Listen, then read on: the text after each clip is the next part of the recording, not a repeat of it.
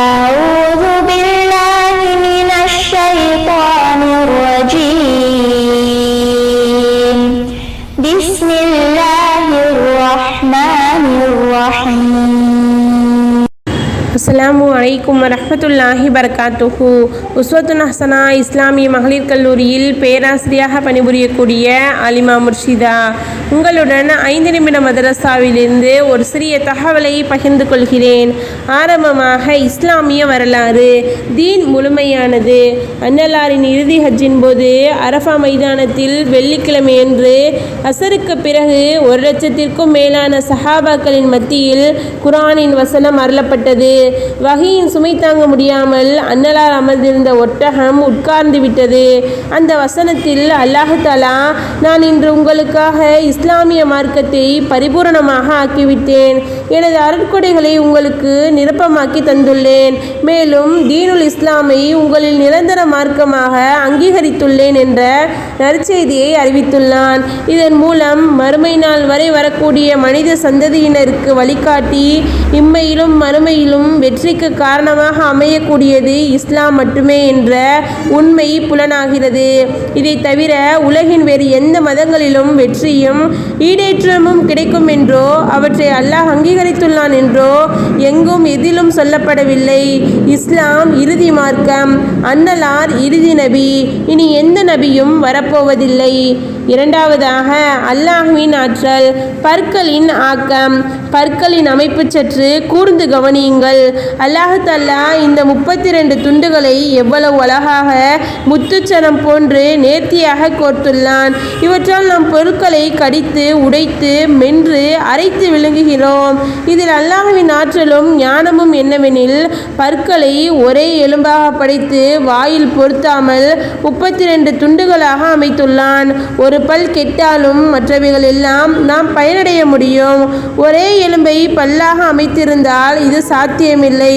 உங்களுக்குள்ளேயே இறையாற்றலுக்கான அத்தாட்சிகள் உள்ளன, நீங்கள் அதை பார்க்க வேண்டாமா என அல்லாஹ் தஆலா கூறுகிறான்.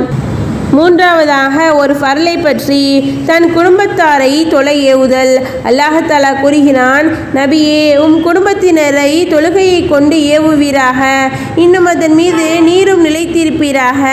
நாம் உம்மிடம் உணவு கேட்கவில்லை, நாமே உமக்கு உணவு கொடுக்கின்றோம்.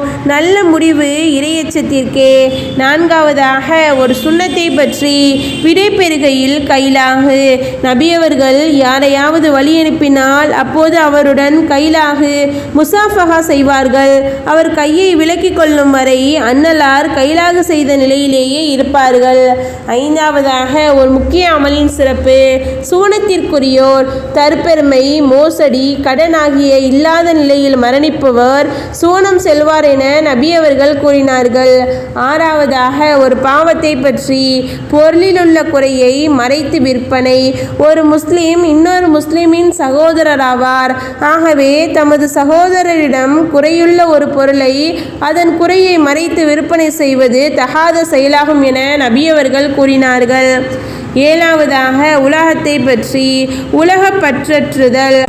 மரணத்தின் நினைப்பு உலகை துறப்பதற்கும் மறுமையை தேடுவதற்கும் போதுமானதாகும் என நபியவர்கள் கூறினார்கள். எட்டாவதாக மறுமையை பற்றி சுவனத்தாருக்கு வெகுமதி. அல்லாஹ் தஆலா கூறுகிறான், அந்நாளில் சில முகங்கள் செழுமையாக இருக்கும், தம் முயற்சி நற்பயன் அடைந்தது பற்றி திருப்தியுடன் இருக்கும். உன்னதமான சொர்க்க சோலையில் அதில் வீணானதை அவைகள் செவியுறுவதில்லை, அதில் ஓடிக்கொண்டிருக்கும் நீரூற்றும் உண்டு. ஒன்பதாவது நபி வழி மருத்துவம், தல்பினா சிகிச்சை. அன்னை ஆயிஷா ரலியல்லாஹு அன்ஹா அவர்கள் நோயாளிகளுக்கு தல்பினா செய்து கொடுக்க சொல்வார்கள்.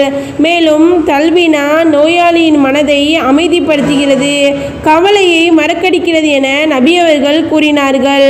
விளக்கம்: பார்லி அரிசியை இடித்து பால் ஊற்றி காய்ச்சி சுவைக்காக அதில் கொஞ்சம் தேன் சேர்க்க வேண்டும். இதுவே தல்பினா எனப்படும். 10ஆவதாக குர்ஆனின் அறிவுரை.